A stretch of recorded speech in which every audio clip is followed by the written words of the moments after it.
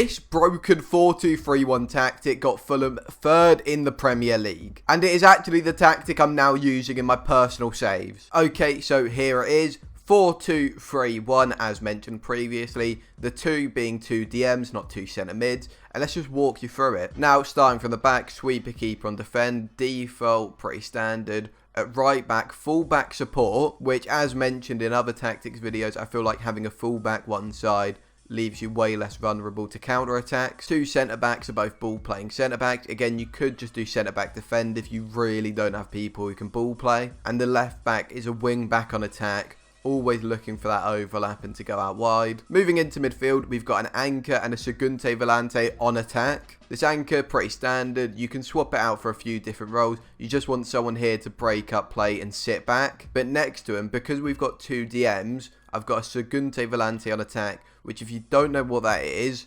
it is someone who, like, off the ball, they will operate here next to Paulinho, and in the first phase of build-up, they will operate around here. But as soon as you start going forward, they will be running into the box and making those late runs. And if we look here, Mario Lemina only joined us in January.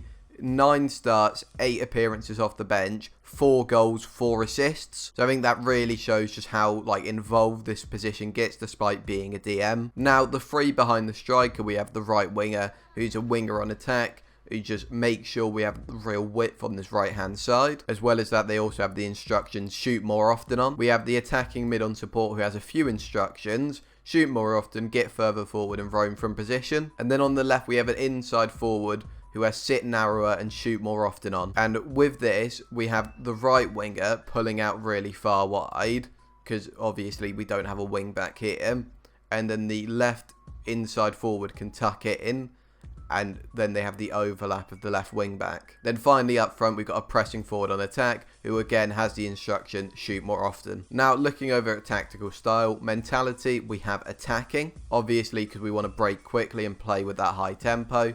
Then going over to in possession, we have play out of defence, shorter passing, higher tempo and work ball into the box. In transition, we counter press, counter and just play it out to the centre backs. We take kick short. Then without the ball, we high press with a higher line, trigger the press much more often, stop the keeper from going short, and we actually stay on our feet. Just because I found with this really high pressing system, you just get way too many bookings and red cards if you don't have stay on feet. Okay, so I'm about to show you some highlights of the tactics. Normally at this point of the video, I'd say subscribe and like if you're enjoying it. You're free to do so if you are enjoying it, but I'm actually going to tell you about my Twitch channel. Link below in the description, twitch.tv/MagnusSam. I'm going to be going live there a lot more often, streaming some saves, as well as some online draft competitions. If it's something that interests you, check out the link below. If not, just continue to enjoy these YouTube videos. Now, to start off with, for highlights, I'm going to show you 2 goals against Chelsea. So as you can see here, we start off, we've just got the ball back. And here I'm just showing you how quickly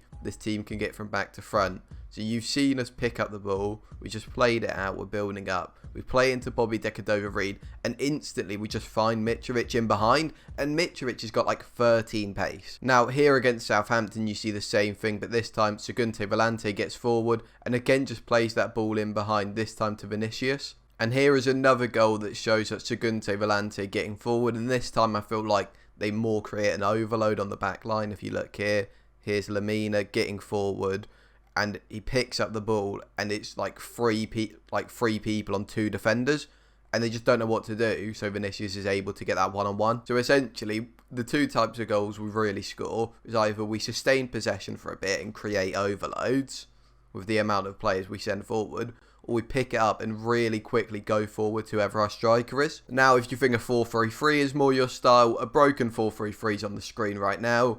Click on that if you want to beat teams with a 4-3-3. Again, remember, check out the Twitch, and thank you for watching.